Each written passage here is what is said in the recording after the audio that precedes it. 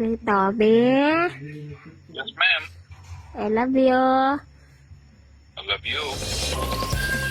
Kung kamo nangitaw katawanan ug makalingaw nga vlog, ayaw ninyo si Piata ang mga vlogs ni Tata Daem. Si Flora May Diongson, also known as Tata Daem, kinsalumad nga taga-dakbayan sa Davao, usa sa mga kahinamang vloggers di lang sa Mindanao, kundi lakip na usab sa tibuok Pilipinas.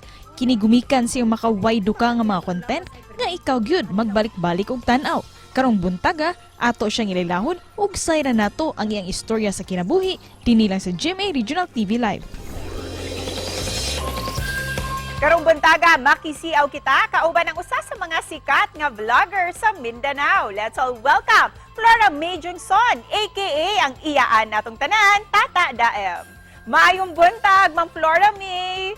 Maayong buntag, iyaan. Buntag, Ma'am Sisi. Maayong buntag sa tanan sa naglantaw diri sa kuahay. Maayong buntag sa tanan. Ma'am, usay gibati nimo nga nagkaanam-anam naman jud ni kadaghan imuhang mga followers and subscribers. Nagpasalamat ko sa ilaha, ilabi na sa mga shares o sa mga followers. Nadyo ko yung nadyo ko kana ganing si tawag na mamay kanang nadyo ko ati manon jud nako sila maayo ma'am kay si tungod sa ilaha nailhan ko gamay. O para ni sa imuhang mga viewers and mga subscribers nganong Tata Daem man ang imong napilian nga screen name.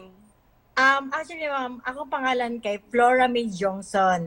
And then ako ang angga Tata. So, Flora May D kay Diongson niya. Ako ang Flora May Gibali lang. Wala lang, ma'am. Wala lang yun. Wala lang, ma'am. Busa ka na sa ka nagsugod sa pag-vlog? Kung sino nakapaaghat ni mo to start vlogging? I started, ma'am, pandemic.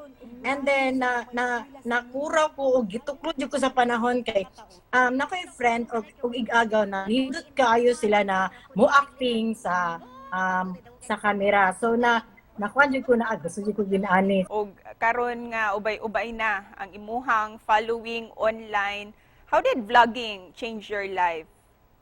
Sa mga nausab sa imong kinabuhi? Yes, nausab na siya, ma'am.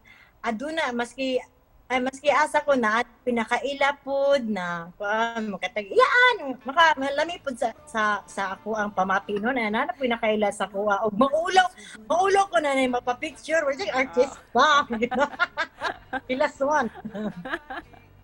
Karon ma'am ko nang karon nga daghan ang muduol nimo og magpa-picture nimo say sagad nimong reaksyon kanila.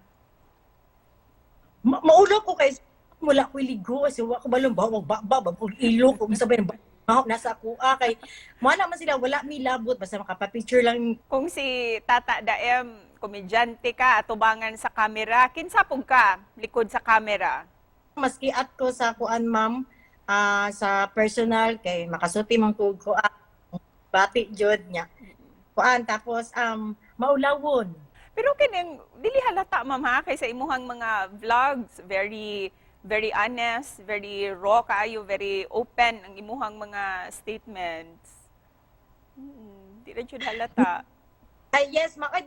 Dili man siya nag-edit ko, ma'am, pero dili siya kana akong pagkapakatawa or kuan dili yun na siya edit, ma'am. Ako jud na siya. So, siguro kung true ka sa imong sarili, sorry jud kayo si yata yung sorry kay ma'am. Okay ra.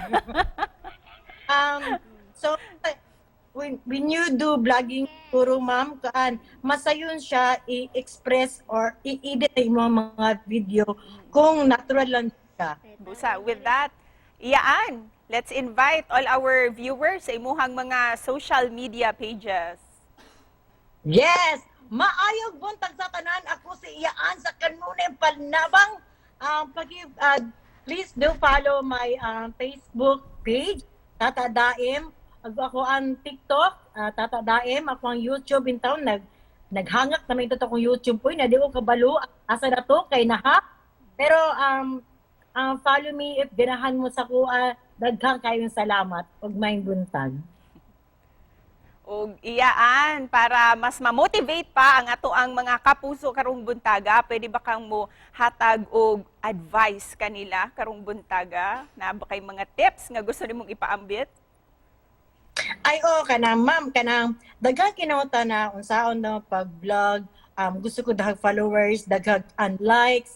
Ang ako lang matambag sa inyo, be yourself o kanang focus sa iyong content. Kay pag bindot iyong content, ang followers mo follow jud na sila na wala ni mo giya. Busa, stay consistent. Iyaan o labani. Labani lang diha, iyaan. Daghang salamat. Dahil salamat ka pa ni mo mamay. Rihani mo, ma'am. Daghang salamat. Daghang salamat ug may buntag. Ayong buntag.